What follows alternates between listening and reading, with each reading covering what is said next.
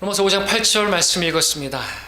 6절에서는 우리가 아직 연약하였을 때 그리스도께서 때가 되어 경건치 아니한 자들을 위하여 죽으셨다고 말씀하십니다. 의인을 위하여 죽으려는 사람은 거의 없고 선한 사람을 위하여 죽음을 무릅쓰는 사람이 간혹 있을지 모르겠지만 우리가 죄인이었을 때 하나님께서는 우리를 위하여 하나님이신 그분이 우리를 위해서 죽으셨다고 말씀하고 계십니다. 그로써 우리를 향한 하나님의 사랑을 나타내 보이셨다고 말씀을 하고 있습니다. 오늘 말씀의 제목은 하나님의 프로포즈입니다. 제목을 쓰시고 여러분 펜은 내려놓으셔도 될 것 같습니다. 왜냐하면 오늘 말씀 너무나 잘 아는 말씀이기 때문에 적을 게 없을 거예요.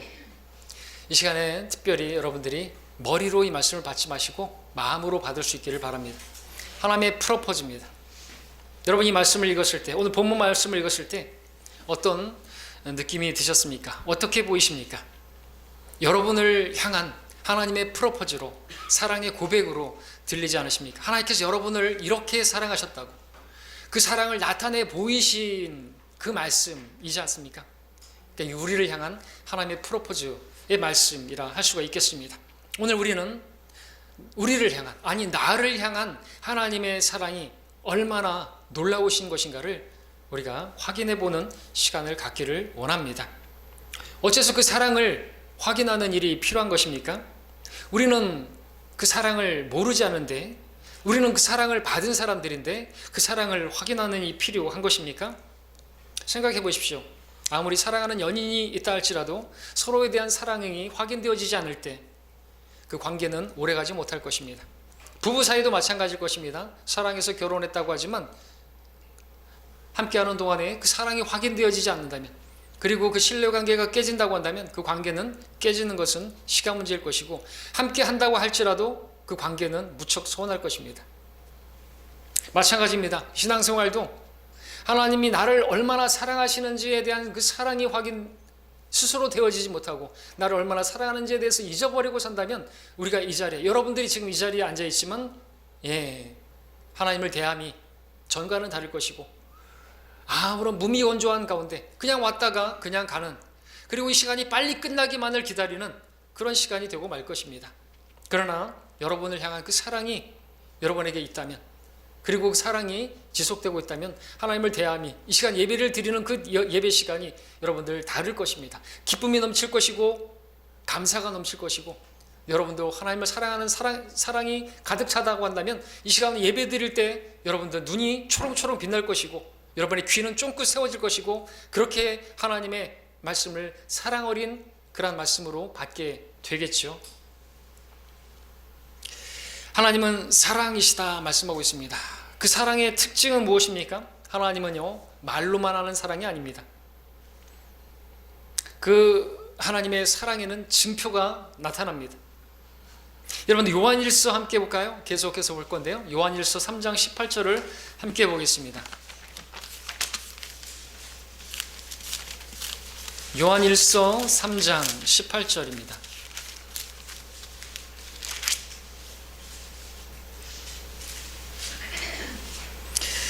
나의 어린 자녀들아, 우리가 말이나 혀로 사랑하지 말고 행동과 진리로 하자 그랬습니다. 어린 자녀들은 말로만 사랑한다 그러고, 그렇죠? 성숙한 성도들은요, 행동으로 사랑을 보이겠죠. 자, 그러나 이 말씀을 보시면 이렇게 말씀하시는 분께서 말이나 혀로만 사랑하시는 분이시겠습니까? 아니죠. 그분은 몸으로 사랑을 나타내 보이신 분이십니다. 그분에 대한 사랑의 증표는, 나를 얼마나 사랑하셨는가에 대한 그 증거는 분명하게 나타나 보였습니다. 이 사랑의 증표는 다른 말로 하나님의 선물이라고 말할 수가 있습니다. 이 선물은 하나님이 나를 사랑하신 그 사랑의 증표입니다. 오늘 설교 제목처럼 하나님의 프로포즈입니다. 여러분 이 프로포즈를 받으셨습니까? 하나님께서 여러분을 이처럼 사랑하신 그 사랑을, 그 고백을 여러분 받아들였습니까? 우리는 그렇게 받아들인 사람이라 우리는 구원받은 사람이고, 우리는 구원받은 사람이라 우리도 주님을 사랑하는 자들이 된 것이죠. 하나님의 사랑의 선물이란 무엇입니까? 하나님의 선물은요, 받는 사람 입장에서 매우, 그리고 절실히 꼭 필요한 선물입니다. 꼭 필요한 것을 선물로 주시는 하나님의 사랑이 그 사랑의 특징입니다. 사실 아무리 좋은, 아무리 대단한 선물이라 할지라도 그것을 받는 사람에게 전혀 필요 없는 것이라고 한다면 그 선물이 무슨 가치가 있고 받는들 무슨 감사가 있겠습니까? 그러나 하나님의 선물은 받는 사람에게 매우 필요한 것이고 절대적으로 필요한 것이고 꼭 필요한 것이다 말할 수가 있습니다. 어떻지 않으시죠? 비유를 좀 들어보겠습니다. 여러분에게 도대체 무엇이 필요한 것이었습니까? 자, 여기 뱀에게 물려서 온몸에 독이 퍼져가고 있는 사람이 있습니다. 이제 곧 죽습니다. 이 사람에게 꼭 필요한 것이 무엇이죠? 멋진 차입니까? 고가의 시계입니까? 최고급 호텔 평생 이용권입니까? 그런 걸 주면은 감사하다고 하겠습니까? 그에게 필요한 건 다른 무엇이 아니라 그 독을 제거할 수 있는 해독제가 필요한 것이죠. 하나님께서는 죄의 독이 퍼져가는 우리에게 그 독을 제거할 수 있는 해독제를 주셨는데 바로 그 해독제가 뭐예요? 우리 주 예수 그리스도이신 것이죠. 또 여기 물에 빠져서 허우적대는 사람이 있습니다. 이 사람은 전혀 수영할 수 있는 아주 힘이 없는, 아주 연약한, 수영해서 스스로 나올 수 없는 사람입니다. 이 사람에게 가장 필요한 게 뭘까요? 이 사람에게 필요한 선물이 뭘까요? 금괴가 가득 들어있는 그러한 사각박스입니까? 그 금괴를 던져주면 고맙다 그러겠습니까? 물에 꼬르륵 더 빨리 떨어지고 말겠죠. 수억에 해당하는 그런 차입니까? 아니면 오토바이입니까? 아니면 수억짜리 다이아몬드와 각종 폐물이 가득 담긴 보물상자입니까? 그걸 던져주면 고맙다 그러겠습니까? 그 말은 할지 몰라도 그냥 죽는 것이죠. 그걸 안고 마치 맷돌에 묶인 사람처럼 그냥 깔아앉고 말겠죠. 물에 빠진 사람에게 가장 필요한 것은 한 가닥 밧줄인 것입니다. 그가 잡고 물속에서 빠져나올 수 있는 그 밧줄, 생명줄, 그것이 필요한 것이죠. 하나님께서 죄의 바다에 빠져서 결국에 불못에 던져지게 될 저와 여러분들에게 생명의 밧줄 되시는 예수 그리스도를 주신 것입니다. 하나님의 선물은 바로 예수 그리스도이신 것이죠. 또 불타는 건물에서 구조의 손길을 기다리는 사람이 있습니다. 연기와 불꽃 속에서 살려달라고 외치는 그에게 꼭 필요한 것이 무엇이겠습니까? 100억에 당첨된 로또 복권입니까? 200억짜리 전원주택입니까? 400억짜리 빌딩을 주면 감사하다가 그게 필요한 것입니까? 그에게 시급하고 절실한 것은 자기를 불 속에서 건져낼 그 소방관이 필요한 것이겠죠. 하나님께서 불꽃 가운데 고통하게 될 우리들에게 선물을 주셨습니다. 이 선물은 바로 그 소방관 같은 구조자가 되는 바로 우리의 구원자 예수 그리스도를 주신 것입니다. 하나님께서는 불꽃 가운데 고통하게 될 우리들에게 선물을 주셨는데 바로 그 선물은 예수 그리스도이신 것입니다. 또 여기 불치의 병에 걸려서 죽어가는 사람이 있습니다. 이 사람에게 정말 필요한 선물은 무엇이죠? 세계 여행 이용권입니까? 무슨 롯데월드, 무슨 롯데타워 평생 이용권입니까? 아니면 여러분들이 좋아하는 어떤 사람들이 좋아하는 어떤 그런 콘도 이용권입니까? 그런 것들이 뭔 소용이 있습니까? 그게 뭐예요, 그게? 그 병에서 고침받을 수 있는 치료제가 필요한 것이죠. 하나님께서 죄라는 중병에 걸려있는 저와 여러분들을 그 죄에서 치료될 수 있는 그 치료제로 우리 주 예수 그리스도를 주신 것입니다. 예수 그리스도는 우리에게 절대적으로 필요하고 꼭 필요하고 시급하고 정말로 필요한 그러한 하나님의 선물이었던 것이죠. 우리의 생명은 무엇입니까? 잠시 보이다가 사라지는, 언제 터질지 모르는 시한폭탄 같은 것이다 라고 말할 수가 있습니다. 언제 터지도록 맞춰져 있는지 모르는 그런 시한폭탄이다 말할 수 있겠죠. 어떤 분들은 84년에 우리 이송 목사님처럼 그렇게 맞춰져 있는 거예요. 어떤 사람은 64년에 맞춰질 수 있고 어떤 사람은 44년에 맞춰져 있을 수도 있겠습니다. 그 시간이 되게 되면 그 시한폭탄 같은 시간, 그 타이머가 끝나게 되면 그냥 터져버리는 것입니다. 우리의 인생 언제 터질지 모릅니다. 언제 끝날지 모른단 말입니다. 여러분, 시한폭탄이 이 건물 어딘가에 그렇게 있다고 한다면 가장 시급한 일이 뭘까요? 얼른 그 폭탄을 찾아서 해체하는 것이 필요할 것입니다. 사람은, 그 생명은 시한폭탄 같은 그러한 생명입니다. 언제 터질지 모릅니다. 그러나 그것이 터지게 되면, 그 죽게 되면 그 뒤에는 심판이 있기 때문에 그 심판의 문제를 해결하는 것만큼 시급하고 중요한 것은 없는 것입니다. 모든 사람들에게는 이 죄라고 하는 이 문제, 중병에 걸리는 거예요. 코로나가 문제가 아니고 암이 문제가 아니고 죄라는 중병에 걸리는 것입니다. 죄가 없다면 죽지 않아요. 모든 사람이 죽는 이유는 죄의 싹은 사망이에요. 나에겐 죄가 없다 말할 수 있는 사람이 있습니까? 그럼 죽지 말라 이거예요. 죽잖아요. 모두가 죽어요. 왜요? 죄인이기 때문에 죽는 것이죠. 문제는 죽음으로 끝나는 게 아니라 죽음 뒤에 심판이 있단 말이죠. 영원히 꺼지지 않는 불 속에서 고통하게 되는 그 심판이 있다는 말이죠. 그 심판, 그 죄의 문제를 해결하지 않으면 그 심판의 장소, 그 형벌의 장소의 지옥을, 그 불못을 피할 수가 없기 때문에 반드시 죄 문제를 해결하는 것이죠. 이 심판은 죄에 대한 심판입니다. 만일 폭탄에 장착되어 있는 뇌관을 해체하지 않는다고 한다면, 그대로 놔둔다고 한다면 반드시 폭발하는 것처럼 자신의 생각 가운데서 살아있는 동안에 그 죄 문제를 해결하지 않으면 무서운 심판을 받게 될 것입니다. 사람들은 저마다 꿈을 꾸며 살아갑니다. 꿈을 가지고 살아갑니다. 어떤 사람은 대학을 나오고 대학원을 나오고 유학을 다녀와서 어떤 연구소에서 어떤 좋은 대기업에서 일하는 것을 꿈꿀 수가 있을 것입니다. 그러나 죄 문제를 해결하지 못한다고 한다면 그런 것들을 이루어가는 과정 가운데서 그 시한폭탄 같은 인생이 터지게 될 때 연구소가 아니라 어떤 대기업이 아니라 지옥에서 고통하는 자신을 보게 될 것입니다. 어떤 사람은 좋은 배우자를 만나서 결혼해서 예쁜 아이를 낳고 좋은 가정에서 그렇게 살 것을 꿈꾸는 사람들도 있을 것입니다. 그러나 죄 문제를 해결하지 못하는 이상 결혼식을 코앞에 두고 시한폭탄 같은 인생이 터지게 될 때 지옥에서 살림을 차리는 자신을 보게 될 것입니다. 어떤 사람들은 돈을 많이 버는 것을 꿈꿀 수가 있을 것입니다. 실제로 거부가 될 수도 있을 것입니다. 그런 많은 재산을 모았지만 시한폭탄 같은 인생이 터지게 될 때 그 많은 재산은 써보지도 못하고 고통스러운 지옥에서 비명 지르는 자신을 보게 될 것입니다. 제가 이런 말씀을 드리는 이유가 무엇입니까? 모든 사람에게서 가장 시급한 것은 죄 문제 해결하는 것이에요. 죄의 사함을 받는 것입니다. 아무리 예쁘게 옷을 차려입고 아무리 멋지게 옷을 차려입고 그럼 뭐 할 것이에요? 하나님께서는 그 외모를 보지 않으시고 그 사람의 그 죄들을 심판하시는 분이신데, 하나님께서 우리의 죄 문제를 해결하게 하시려고 예수 그리스도를 보내신 것입니다. 예수님은 하나님이시기 때문에 그분에게는 죄가 없으신 분이십니다. 우리 요한일서 3장 5절을 함께 보겠습니다. 그분이 우리의 죄들을 없애려고 나타나신 것을 너희가 아나니, 아십니까? 나의 죄를 없애기 위해서 오신 분이에요. 그분 안에는 죄가 없느니라 말씀하십니다. 그분에게 죄가 있다고 한다면 그분이 죽는 것은 그분 자신의 죄 때문에 죽는 것이 됩니다. 그러나 그분에게는 죄가 없기 때문에 우리 죄들을 담당하시고 우리 죄들을 없앨 수가 있는 유일한 분이 바로 예수님이시죠. 예수님은 하나님이시라, 죄가 없는 분이시라 성경은 말씀하고 있습니다. 하나님께서 우리의 죄에서 우리를 구원하시는 방법은 죄 없는 분이 죄 있는 자들을 대신해서 죽는 것입니다. 죄인이 죽어야 할 자리에서 대신 자신의 생명을 내어놓는 것입니다. 요한일서 3장 16절을 보십시오. 이는 세상에 있는, 요한일서 3장 16절에 이로써 우리가 하나님의 사랑을 아노니 이는 그분이 우리를 위하여 자신의 생명을 내어놓으셨음이라 말씀을 하고 있습니다. 하나님이신 그분께서 이 세상에 오신 것은 죽기 위해서 오신 것이었습니다. 그러나 그분의 죽음은 무모한 죽음이 아니었습니다.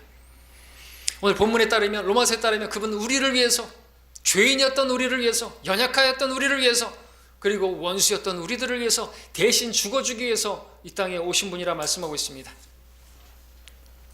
로마서 5장 6절에서 우리가 아직 연약하였을 때 우리를 위하여 죽으셨다고 말씀. 우린 정말로 우리 스스로는 우리는 죄 문제를 해결할 수가 없습니다. 종교로도 해결할 수가 없습니다. 고행으로도 어떤 무엇으로도 나의 어떤 결심으로도 그 죄의 늪에서 빠져나올 수가 없는 우리는 정말로 연약한 자들이었습니다.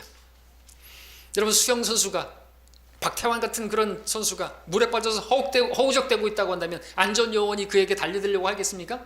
뭐 하고 있어? 빨리 나와. 이렇게 말하겠죠. 불에 타지 않은 옷을 입은 그런 사람이 불 속에 있다고 한다면 소방관이 그에게 뛰어들 필요가 없겠죠. 그냥 나오면 되지 않습니까? 스스로 나올 수 있지 않습니까? 그러나 우리는 죄의 늪에 빠져서 거기서 나올 수 있는 힘이 전혀 없는, 그야말로 전무한, 무능한 그런 사람들이었던 것이죠. 그런 힘없는, 그런 연약한 우리들을 위해서 예수님께서 죽기로 하신 것입니다.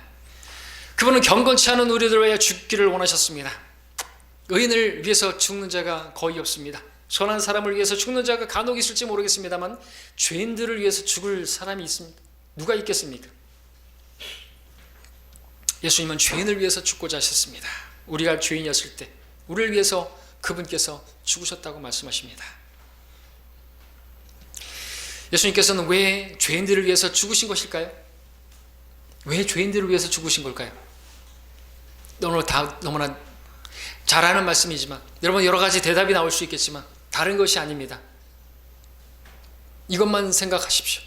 여러분을 사랑하셨기 때문에. 요한일서 4장 9절 10절을 보겠습니다.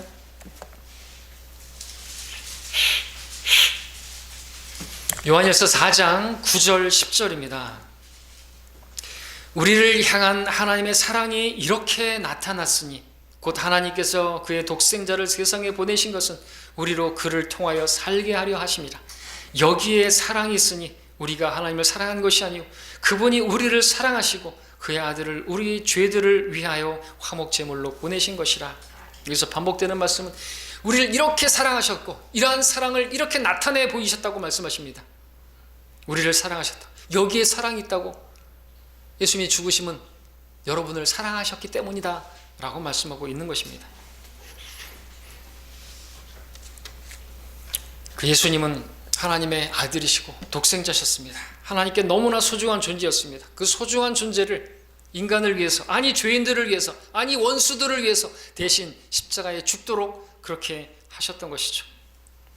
예수님은 죄인들의 죄를 대신해서 죽으심으로써 죄인들의 죄들을 없애주셨습니다. 예수님 우리의 죄들을 벗기셔서 우리로 하여금 하나님 앞에 떳떳하고 당당하게 설 수 있도록 하시고 지옥의 형벌로부터 면하게 하시려고 하나님께서 보내신 바로 하나님의 선물이십니다. 여러분은 그리스도를 통해 나타난 하나님의 사랑의 그 너비와 깊이와 높이와 그것을 측량하실 수가 있겠습니까? 하늘에서 아버지와 동등하게 여김을 받으시던 아들께서 이 낮고 낮은 이 땅에 인간의 모습으로 오신 것도 말 구유에서 그렇게 누워야만 했습니다. 하늘과 땅 전 우주를 호령하던 그분께서 초라한 인간의 모습으로 구유에 누이시는 것이 여러분들 가당이나 한 겁니까? 그것을 수치스럽게 여기셨더라고 한다면, 그래서 사람이 되는 것을 고민하다가 거절하셨다고 한다면 우리가 구원되는 일은 없었을 것입니다. 그러나 그분께서는 자신의 영예를 버리시고 종의 형체를 입으시고 사람들의 모습을 취하시고 자신을 낮추시되 죽음에까지 순종하셨는데 십자가의 죽음에까지 그렇게 낮아지고 순종하셨다고 말씀을 하고 있습니다. 그런데 그렇게까지 하신 이유가 뭐라고요? 다른 누구를 보지 마십시오. 바로 당신을 사랑하셔서 그렇게 하셨답니다.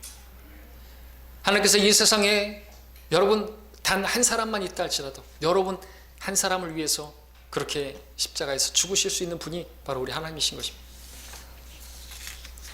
자, 우리 그 사랑의 그 측량을 할 수는 없겠지만 우리가 이 시간에, 짧은 시간에 잠시 우리 주님께서 십자가를 지기 전에 어떤 일들을 감당하셨는지 조금 살펴보면서 우리 그 사랑을 좀 알아보도록 하겠습니다. 우리 마태복음을 함께 보겠습니다.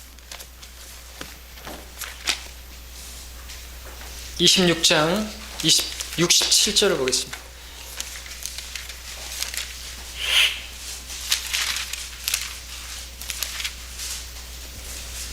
하나님께서 얼마나 우리를 사랑하셨는지, 사랑하셔서 우리를 위해서 어떤 일을 행하셨는지 하나님께서 여러분 각자에게 말씀해 주시기를 원합니다. 또 여러분에게 무엇을 원하시는지 여러분 이 말씀의 기록을 보면서 좀 이렇게 말씀하시는 그 무엇이 반드시 있기를 바라고 있을 것입니다.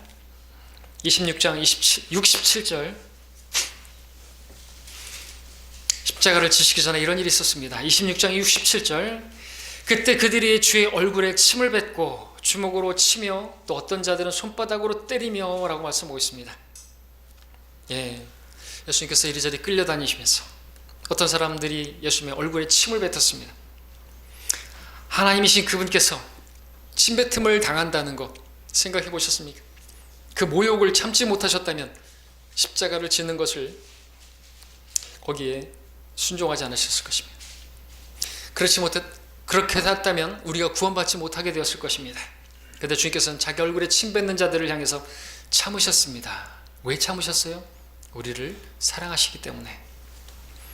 거기서 화를 내고 침 뱉는 자들을 그냥 하늘에서 내려오는 불로 다 태워버리셨다고 한다면, 그렇다면 우리를 위해서 죽으실 수가 없었을 것입니다. 또 여기 보면 어떤 사람들이 예수님을 주먹으로 쳤다고 했습니다. 주먹으로 쳤다고 한다고 분명히 얼굴에 멍이 들고 말았을 것이고, 주먹으로 뺨을 쳤다고 한다면 이빨이 몇 개나 부러졌을 것이고, 입술은 터졌을 것이고, 하나님의 아들이신 그분께서 이런 수모를 견디지 못하셔서 그들을 향해서 맞받아치셨다고 한다면 그분은 십자가의 죽음에 순종하지 않으셨을 것이고, 십자가의 죽음에 순종하실 수 없으셨다고 한다면 저와 여러분들은 멸망해서 구원될 수가 없었을 것입니다. 그런데 그분은 잘 참으셨습니다. 왜 그렇게 참으신 것이죠? 여러분을 사랑하셔서. 또 여기 보면 어떤 사람들이 예수님을 손바닥으로 쳤다고 했습니다. 그분께서 이때 인내하지 못하셨다고 한다면 그분은 십자가의 죽음에 순종하실 수가 없었을 것입니다. 그렇다고 한다면 우리들을 위해서 피 흘리시는 일을 하실 수가 없었을 것입니다. 네, 하나님께서는 손바닥으로 죄인들에게 맞으면서도 참으셨습니다. 자기 피조물들에게서 맞으면서도 인내하셨습니다. 왜요? 여러분을 사랑하셔서. 다른 이유가 없습니다. 27장 28절을 보겠습니다. 그에게서 옷을 벗기고 주홍색 겉옷을 입히더라. 왜 이렇게 오래 찾으시죠? 한 장만 넘기면 되는데 27장 28절입니다. 사람들이 주님의 겉옷을 벗겼습니다. 십자가에 매달릴 때는 속옷까지 벗김을 당했습니다. 가톨릭 그림쟁이들이 그린 그림처럼. 그리고 예수님은 속옷이 없었어요. 발가벗겨진 차례로 여인들이 보는 앞에서 그런 수치스러움을 당했습니다. 벗김을 당한다는 게 얼마나 수치스러운 일입니까? 알몸을 드러낸 그분이 그 부끄러움을 참을 수 없어서 그 자리를 피하셨다고 한다면 십자가의 죽음에 순종하실 수가 없었을 것입니다. 그렇다면 우리들을 위한 대속은 생각할 수가 없었을 것입니다. 그러나 그분은 옷 벗김을 당하는 그 수치스러운 자리에서도 가만히 계셨습니다. 왜요? 저와 여러분들을 구원하시기 위해서, 우리들을 이처럼 사랑하신 사랑의 고백을 우리에게 나타내 보이시기 위해서. 이게 여러분들을 사랑하신 사랑의 고백이고 프로포즈예요. 여러분을 이렇게 사랑하셨다는 증거가 아니고 무엇이겠습니까? 29절을 보겠습니다. 또 가시로 관을 엮어 그의 머리에 씌우고 그의 오른손에는 갈대를 쥐어주며 그의 앞에 무릎을 꿇고 조롱하며 말하기를 유대인의 왕 만세. 가시로 관을 엮어서 머리에 씌우면 얼마나 고통스럽겠습니까? 여러분들, 이게 그냥 기록이, 이게 사실이 아닙니까? 사실이에요. 우리는 손톱 밑에 가시만 박혀도 얼마나 아픈데 말입니까?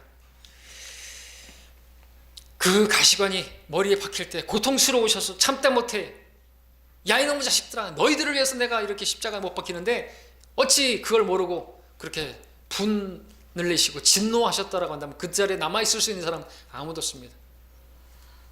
십자가에 순종할 수 없었을 것입니다. 그랬다라고 한다면 우리들을 위한 속죄는 이루어지지 못했을 것이고 우리는 지옥에 던져질 수밖에 없는 것입니다.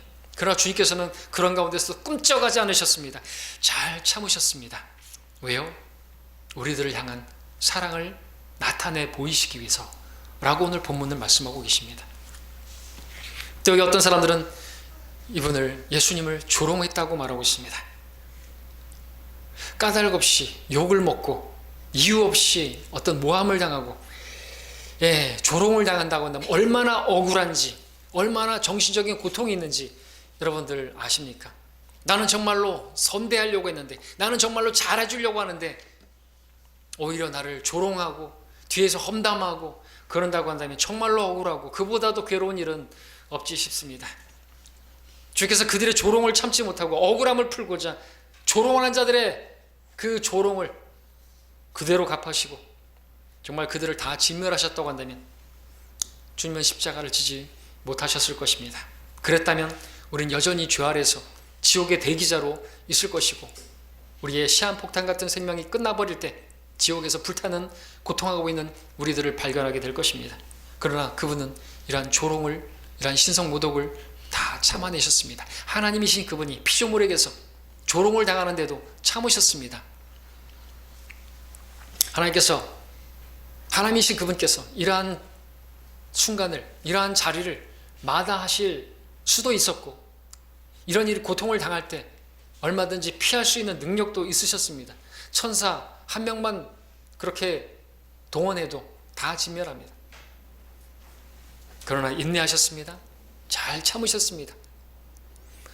도살장에 양이 말이 없듯이 그렇게 잠잠하셨습니다. 왜요? 우리를 사랑하신 그 사랑을 나타내 보이시고 있는 것이에요. 지금 다름 아니라 나를, 바로 당신을 그렇게 사랑하신 사랑을 지금 보여주고 계신다라는 것이죠. 또 우리가 배우는 것은 우리도 누군가를 사랑한다면 어떻게 해야 되는지를 보여주고 계시는 거예요. 참아야죠. 참아야죠. 그게 사랑이니까요. 30절을 보겠습니다. 그에게 침을 뱉고 갈대를 빼앗아 그의 머리를 치더라. 예, 침을 뱉고 갈대로 그분의 머리를 쳤습니다. 왕이신 그분께 절을 해도 모자랄 판에 머리를 치다니요. 싸가지 없이. 그분이 굴욕을 견딜 수 없어서 화를 발하셨다고 한다면 그분은 십자가에 순종하지 않으셨을 것이고, 그랬더라고 한다면 죄인인 우리들은 비참함으로, 참담함으로 그렇게 인생을 끝내고 말았을 것입니다. 그러나 그분은 잘 참으셨습니다. 왜요? 나를 그렇게 사랑하셨기 때문입니다. 자신의 손에 못이 들어오려는 순간에 해도 너무하는구나, 그만해라 이것들아 하시면서 진노를 발하셨다고 한다면, 몸을 일으키셨다고 한다면 죄인들인 우리들은 살 길이 없어요. 그러나 그분은 손에 못이 들어오고 발에 못이 들어오는 그 순간에도 잘 참으셨습니다. 왜요? 바로 당신을 향한, 바로 나를 향한 하나님의 사랑이 얼마나 큰가를 보여주기 위함이었던 것입니다. 하나님은 여러분을 이처럼 사랑하셨습니다. 근데 이러한 사랑을 받을 만한 자격이 저와 여러분에게 있는 것입니까? 거짓말쟁이들인 우리들이 미움과 시기와 험담과 교만과 고집과 불평과 원망과 이런 것으로 일관해 왔던 우리에게 어떤 가치가 있기에 하나님께서는 우리를 위해서 이렇게 생명을 내어놓으신 것입니까? 다른 이유가 아니라고 말하고 있습니다. 우리를 사랑하셨기 때문이라고 말씀하고 계십니다. 하나님께서는 우리 모든 죄악을 그리스도께 담당케 하셨습니다. 우리를 위한 화목제물이 되셨다고 말씀하고 있습니다. 이유가 무엇입니까? 우리를 하나님께로 인도하기 위해서 의로우신 그분께서 불의한 우리를 대신해서 죽으셨다고 말씀하고 계십니다. 그리스도는 우리의 죄들로 인하여 고난을 받으셨고 죽임을 당하셨고 성령에 의하여 살림을 받으셨다고 말씀하십니다. 그리스도께서 죄들로 인하여 한 번 고난을 받으사 의인으로서 불의한 자를 대신하셨으니 이는 육신으로는 죽임을 당하셨으나 성령에 의하여 살리심을 받으심으로 우리를 하나님께로 인도하려 하심이라. 하나님의 사랑은 그리스도를 통해서 나타났습니다. 예수 그리스도께서는 우리의 죄들을 위한 화목제물로 우리와 하나님과 화목되게 하기 위한 그러한 우리에게 주어진 하나님의 선물이었습니다. 여러분을 위해서 누군가가 죽어줄 수 있습니까? 누군가가 여러분을 위해서 대신 죽어준다는 일이 있을 수나 있습니까? 나를 대신해서 죽어줄 누군가가 있다는 걸 한번 생각이나 해보십시오. 때마다 언제나 여러분에게 전화하고 또 문자를 보내면서 여러분과 함께 어울리고자 하는 친구가 여러분에게 있을 것입니다. 그러나 그가 여러분을 대신해서 죽어줄 수 있을까요? 그 친구가 정말 여러분을 대신해서 죽어줄 수 있을 만큼 그렇게 여러분을 가치 있는 존재로 여기고 있을까요? 사람이 친구들을 위하여 자기 생명을 내어놓는 것보다 더 위대한 사랑은 없나니 말씀하십니다. 이렇게 말씀하신 주님께서 우리의 친구가 되어주고자 죽으셨습니다.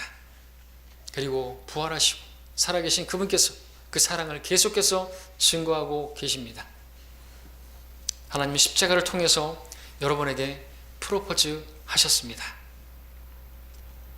그리고 예수 그리스도를 죽게 하기까지 여러분이 소중하다는 것을 말씀하고 계십니다. 예수 그리스도는 십자가의 죽음에 순종하심으로써 하나님의 사랑이 어떠한가를 여러분에게 분명하게 나타내 보이셨습니다.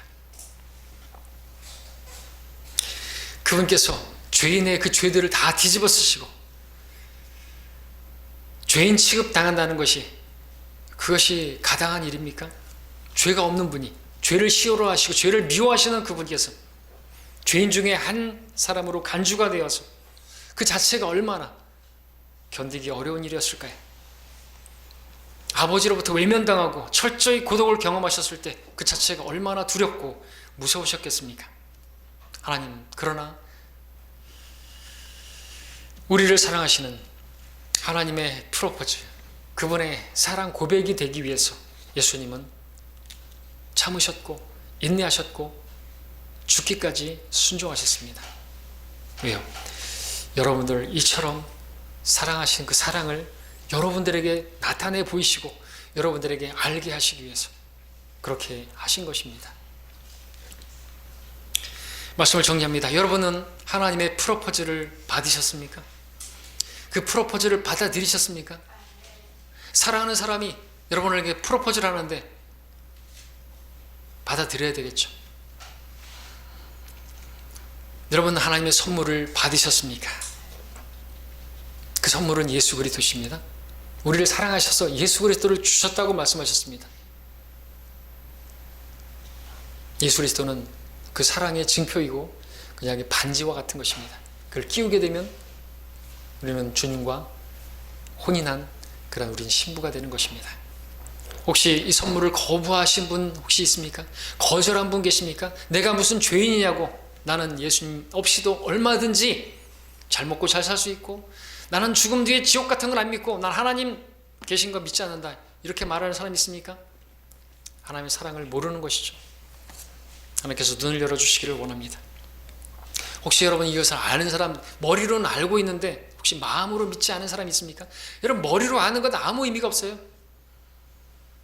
마음으로 받아들여야죠. 그래야지 생의 변화가 있죠. 나를 사랑은 가슴으로 하는 것이지 머리로 하는 게 아니지 않습니까?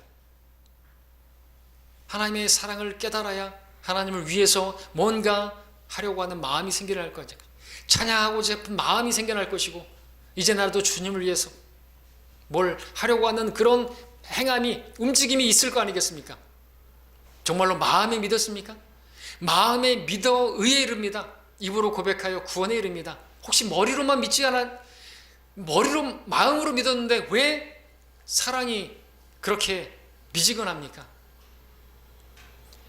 하나님을 예배하는 것이, 하나님의 말씀을 듣는데, 하나님의 말씀을 읽는데, 하나님을 찬양하는데 어찌 그리 몸이 건조합니까?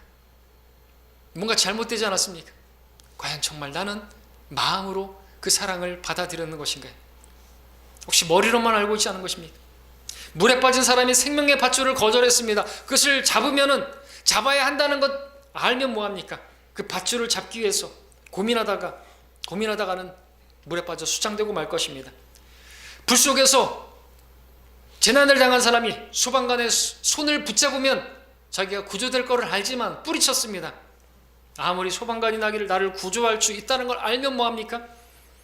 붙잡지 않으면 곧 죄가 되어서 형체도 남아있지 않은, 그리고 그 혼은 지옥에서 고통하게 될 텐데, 뱀에게 물려 죽어가는 사람이 해독제를 거절했습니다. 그것을 먹으면 나을 거라는 걸 알면서도 거부했습니다. 잠시 후에 싸늘한 시체가 되어서 썩는 냄새를 피우게 될 것입니다. 하나님의 선물을 받아들이고 거부하는 것은 개인의 선택입니다. 내 부모님이 믿었다고 해서 내가 구원되는 게 아닌 거예요. 모태신앙 그런 거 없어요. 모태신앙은 아무것도 못해요. 아무것도 못해요. 해줄 수 있는 게 아무것도 없단 말입니다. 여러분은 하나님의 사랑을 확인하고 싶지 않으십니까? 하나님께서는 십자가를 통해서, 예수님을 통하여 여러분에게 말씀하십니다. 내가 너를 이처럼 사랑한다. 내가 너를 이렇게 사랑해. 여러분, 뭐라고 대답을 하시겠습니까? 저도 사랑합니다. 동감입니다. 그 고백을 듣게 되어서 영광입니다. 라고 여러분 반응하셨습니까? 예수님을 저의 구세주로 받아들이겠습니다. 고백하셨습니까? 예수님을 믿는 건 이런 것이에요. 하나님께서는 십자가로 말씀하십니다. 이것이 내가 사랑하는 너를 위한 선물이야. 이렇게 말씀하시며 여러분을 대신하여 죽으신 그리스도를 보여주실 때 여러분은 무엇라고 대답하시겠습니까? 내가 너를 이처럼 이만큼 사랑한다 하시는 하나님의 사랑 고백 앞에 여러분은 뭐라고 대답하시겠습니까?